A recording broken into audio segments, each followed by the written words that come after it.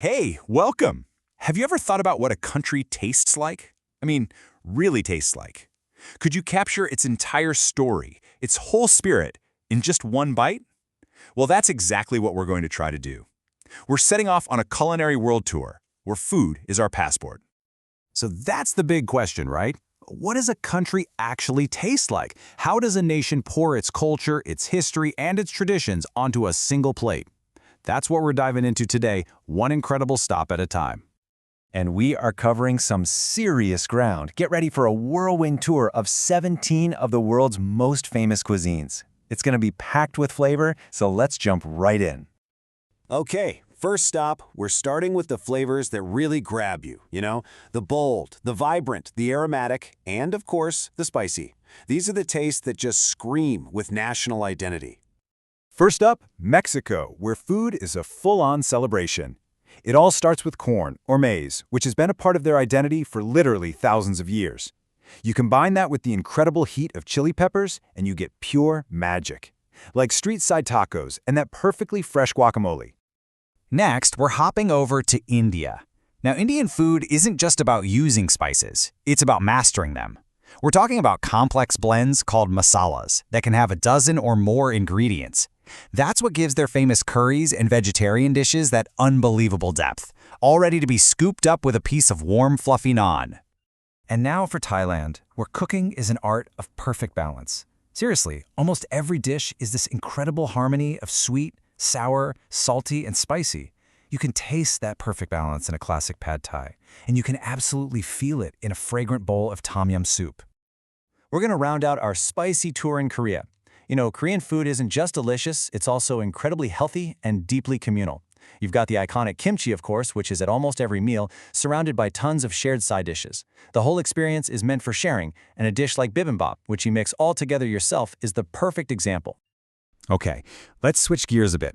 We're moving on from that fiery spice and stepping into the world of rich, hearty comfort food. These are the meals that feel like a warm hug, just deeply satisfying and nourishing. First up, Germany, with its wonderfully robust and filling food. I mean, this is cuisine built for cold weather, centering on things like bread and, of course, hundreds of types of sausages, or Wurst. The classic bratwurst is just perfect. It's simple, it's hearty, and it absolutely hits the spot. From there, let's head to Brazil, where the food is just as rich and communal. Their national dish, feijoada, is this amazing black bean and pork stew that's made for long, lazy weekend gatherings. And then there's churrasco, that incredible barbecue experience where all kinds of grilled meats are carved right there at your table. And of course, we have to talk about Italy. Its food has taken over the entire planet, and not because it's complicated, but because it's all about simplicity and fantastic ingredients. The whole philosophy is just letting one or two perfect things shine, like amazing tomatoes on a pizza or fresh basil in a pasta sauce. That right there is the real magic. Okay, for the final leg of this flavor tour, we're shifting from hearty and rich to a totally different philosophy. Now we're exploring cuisines that are all about freshness, balance, and pure elegance. We have to start in Japan, where cuisine is basically treated as a high art form. The traditional food philosophy is all about balance and respecting the natural flavor of the ingredients. You can see this incredible precision and focus on freshness in everything from a perfect piece of sushi to a bowl of ramen that's been crafted for hours. Now let's go to Vietnam, for a cuisine that's just bursting with freshness. It's so light and packed with herbs like mint and cilantro. And there's also this subtle French influence you can see in their crusty baguette sandwiches. This mix creates these clean, healthy, and totally unforgettable flavors, whether it's a fragrant bowl of pho or some fresh spring rolls. And we'll finish this section in Greece, the heart of the Mediterranean. The food here is all about three core things: beautiful golden olive oil, fresh veggies like tomatoes and cucumbers, and salty feta cheese. It's this simple, rustic honesty that shines through in everything, from a hearty moussaka to grilled souvlaki skewers. So, flavor is one thing, but how a country eats, that's just as important. Now we're going to look at two places with two totally different but equally amazing food philosophies. And this is such a cool contrast. On one side, you have Taiwan, the absolute capital of street food. The best meals are found in the middle of these loud, energetic, steaming night markets. And on the other side, France, the home of fine dining, where food is all about quiet elegance, precise techniques, and refined classics. Two completely different worlds, both absolutely delicious.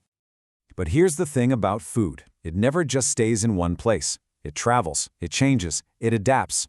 And that brings us to the global melting pot, where different cultures can collide right on a single plate.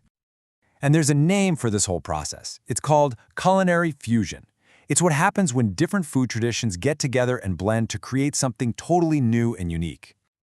And you see this fusion everywhere. The United States is a perfect example, right? Its entire food identity is built on immigrant history, which gave the world icons like the hamburger, which actually has German roots. Or look at Turkey, sitting right at the crossroads of Europe and Asia. Its cuisine is this amazing blend of Mediterranean and Middle Eastern flavors you can taste in things like kebabs. Wow, what a trip! Our culinary passports are definitely full of stamps now. So, as we head home, let's take a second to think about what we've learned on this incredible journey. So, if we boil it all down, what's the big takeaway? Well, first, that a plate of food is never just food. It's a story. It's a country's culture and traditions. We've also learned that a flavor profile, whether it's spicy, hearty, or fresh, tells you about a place's whole philosophy. And finally, that one of the absolute best ways to really get to know the world is simply to taste it. Honestly, we've only just scratched the surface here. The world of food is massive, and it's out there waiting for you. So your culinary journey starts right now. The only question is, where are you going to go first? Thanks so much for coming along.